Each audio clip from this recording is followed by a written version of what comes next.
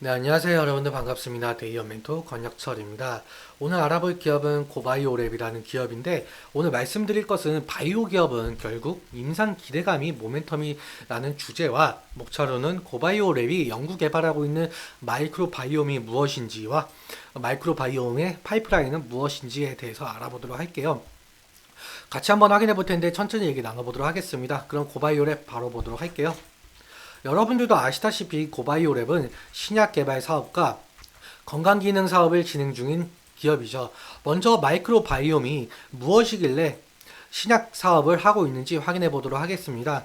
마이크로바이옴은 몸 안에 사는 마이크로비, 미생물, 바이옴, 생태계를 합친 말로 인체에 사는 세균, 바이러스 등 각종 미생물을 의미하고 있는데, 보통 성인 한 명이 약 38조 개 정도를 가지고 있대요. 마이크로바이옴을.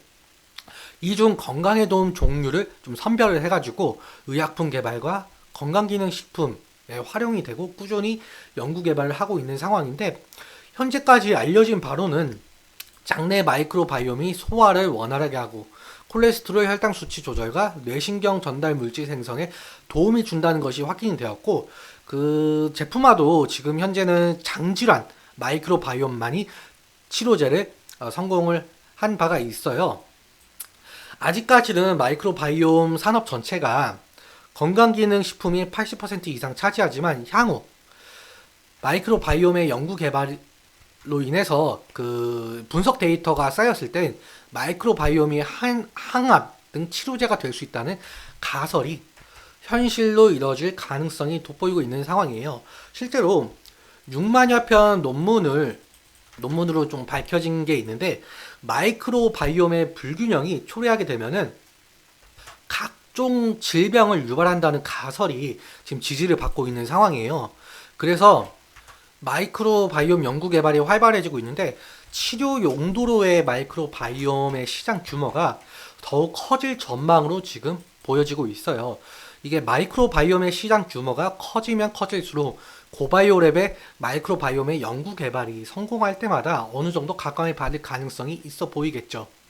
그렇다면 다음으로 고바이오랩이 마이크로바이옴으로 어떤 제품을 연구 개발하고 있는지 간략하게 보도록 할게요.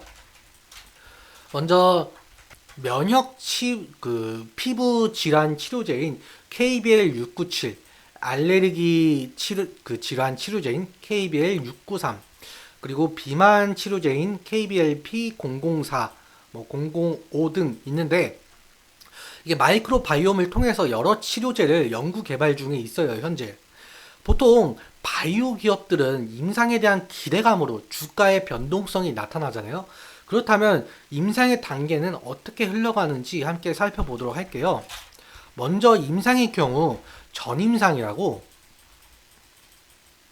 사람에게 적용하기 전에 동물에게 사용이 되어서 부작용이나 독성, 효과 등을 알아보는 시험인데, 그 약물이 체내에 어떻게 흡수되고 분포되고 배설되는지, 기본적으로 어떤 약효가 있는지 알아보는 실험인데, 이 시험약이 지니는 부작용 및 독성을 검색한 안정성 평가도 병행되고 있어요.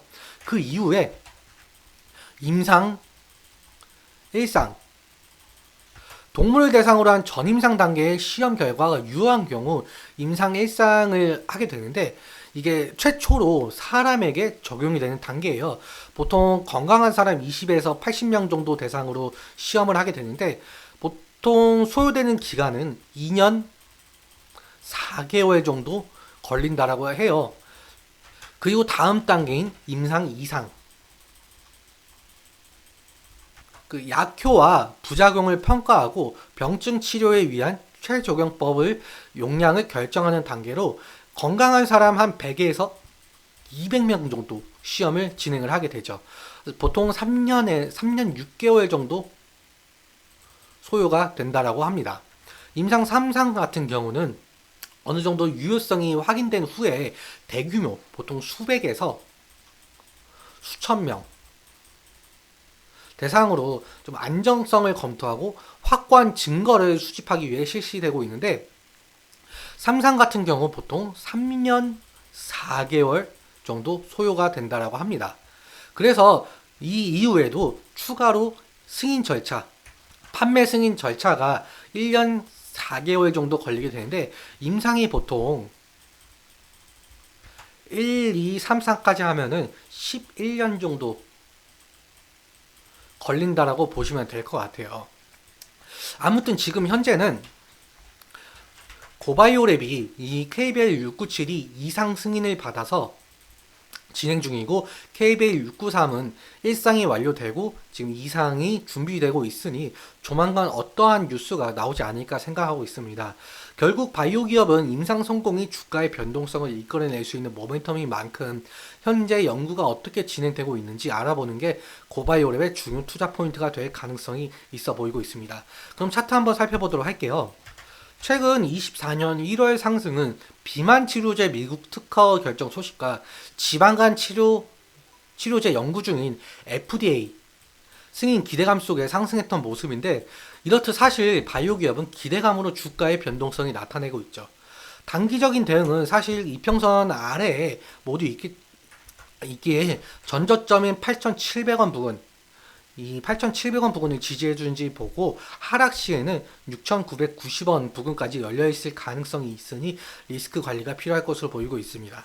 상승 시에는 사실 1월에도 마찬가지로 481선을 돌파하지 못하는 흐름을 가지고 있어서 이 481선 이평선을 부근에서 매물 저항이 일어날 가능성이 있어 보이니 차익 실현 매물과 원금 보존 매물이 소화가 되고 있는지 지켜봐야 될 부분으로 보이고 있습니다.